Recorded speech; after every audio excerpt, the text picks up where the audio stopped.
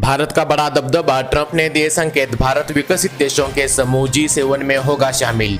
G7 7 सदस्य देशों का संगठन है। फिलहाल Canada, France, Germany, Italy, Japan, United kingdom और संयुक्त राज्य अमेरिका इसके सदस्य हैं। इस समूह में शामिल होने के लिए उन्होंने भारत को भी रूस, ऑस्ट्रेलिया और दक्षिण कोरिया के साथ आमंत्रित किया है। चीन के साथ सीमा विवाद में उलझे भारत को यह फैसला करना होगा कि सितंबर 2020 में बुलाई गई इस बैठक में शामिल होना है या नहीं। रद्द हो सकती है हज यात्रा 2020, अब तक नहीं हुई रवानगी की घोषणा। महाराष्ट्र हज समिति ने केंद्रीय अल्पसंख्यक मंत्रालय को लिखा पत्र। बता दें, जून में भारत से हज यात्रा आरंभ हो जाती है, इसीलिए मार्च महीने में हज यात्रा की रवानगी का शेड्यूल घोषित कर दिया जाता है, लेकिन हज कमेटी ऑफ इंडिया ने अब तक इसकी घोषणा नहीं की है। केजरीवाल की केंद्र से अपील, आपदा की इस घड़ी में दिल्ली के लोगों की करे मदद। दिल्ली सरकार ने की केंद्र से 5,000 करोड़ की राहत देने की मांग। कोरोना वायरस अपडेट, भारत 7वां प्रभावित देश, फ्रांस और जर्मनी को छोड़ा पीछे।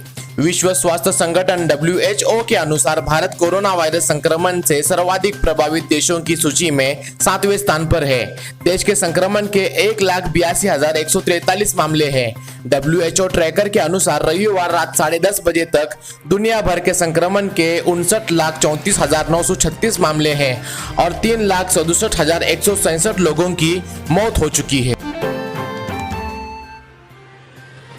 शिवसेना नेता संजय राउत ने कोविड-19 के प्रसार के लिए नमस्ते ट्रंप कार्यक्रम को दोषी ठहराया। कल देर रात तक मरीजों का आंकड़ा बढ़कर 1,86,000 से अधिक हो गया है, जबकि 5,268 लोगों की मौत हो गई। दिल्ली, महाराष्ट्र और तमिलनाडु में हालात और बुरे होते जा रहे हैं। महाराष्ट्र सरकार ने लॉकडाउन को 30 जून तक बढ़ा दिया है। इसे मिशन बिगिन अगेन का नाम दिया गया है। इस बार अनलॉक 1 में कुछ शर्तों के साथ कई जगहों पर छूट दी जा रही है।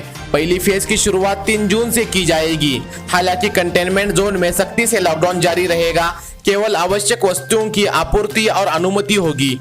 पूरे राज्य में रात में कर्फ्यू जारी रहेगा। कोविड-19 महाराष्ट्र में खुलेआम थूकने और धूम्रपान करने पर 5,000 रुपए तक का लगेगा जुर्माना।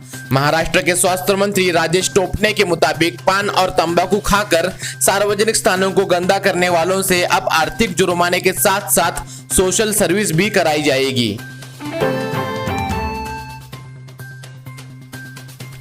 राहुल गांधी ने कहा है कि भारत चीन विवाद पर केंद्र सरकार को चुप्पी तोड़कर असल स्थिति के बारे में देश को जानकारी देनी चाहिए। भारतीय और चीनी सेनाएं अपने बेस पर हथियार और जंग के मैदान में इस्तेमाल होने वाली गाड़ियां जैसे टैंक ला रहे हैं। यहां तक कि आर्टिलरी गन भी सेवाएं अपने बेस पर ला रही हैं। केंद्रीय गृह मंत्री अमित शाह ने शनिवार को बताया, मौजूदा रूप में राष्ट्रीय नागरिकता रजिस्टर NRC लाने की कोई योजना नहीं है। इंडिया टुडे को दिए एक इंटरव्यू में अमित शाह ने कहा, NRC अभी तक नहीं आया है और इसे लाने की कोई बात नहीं है। सतपाल महाराज का परिवार कोरोना पॉजिटिव, CM और कैबिनेट पर भी संक्रमण का खतरा। उत्तराखंड सरकार में कैबिनेट मंत्री सतपाल महाराज और उनके परिवार के कई सदस्य कोरोना पॉजिटिव पाए गए हैं। शनिवार को उनकी पत्नी के कोरोना पॉजिटिव पाए जाने के बाद पूरे परिवार की जांच की गई थी। नोएडा के सेक्टर 108 में रहने वाली महिला के खाते से ठगों ने सिम स्वैपिंग के जरिए 10 लाख रुपए उड़ा दिए।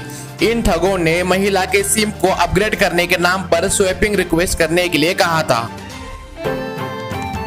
अगले 48 घंटों में महाराष्ट्र और गुजरात के समुद्री तटों पर टकरा सकता है तूफान ही का, भारी नुकसान होने की आशंका। सोनू सूद ने लोगों को आगाह किया है, अगर कोई घर भेजने के लिए उनके नाम पर पैसा मांगे तो तुरंत इसकी शिकायत करें।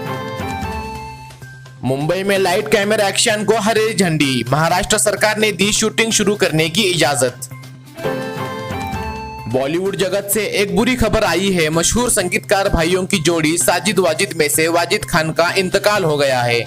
31 मई देर रात तक मुंबई में वाजिद खान को अस्पताल में भर्ती कराया गया था। मशहूर सिंगर सोनू निगम ने वाजिद खान के निधन की दुखद खबर सोशल मीडिया के जरिए शेयर की। वाजिद खान की उम्र 42 साल थी। साजिद वाजिद की जोड़ी बॉलीवुड के कई हिट फिल्मों में संगीत दे चुकी है। सलमान खान की ज्यादातर फिल्मों में साजिद वाजिद का ही संगीत रहा है।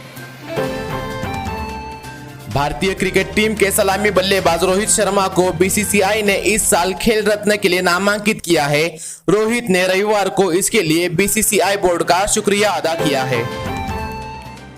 न्यूजीलैंड के पूर्व कप्तान और बांग्लादेश के स्पिन गेंदबाज कोच डैनियल विटोरी ने बांग्लादेश क्रिकेट बोर्ड बीसीबी को अपने वेतन का एक हिस्सा बोर्ड के कम वेतन पाने वाले कर्मचारियों को देने के लिए कहा है।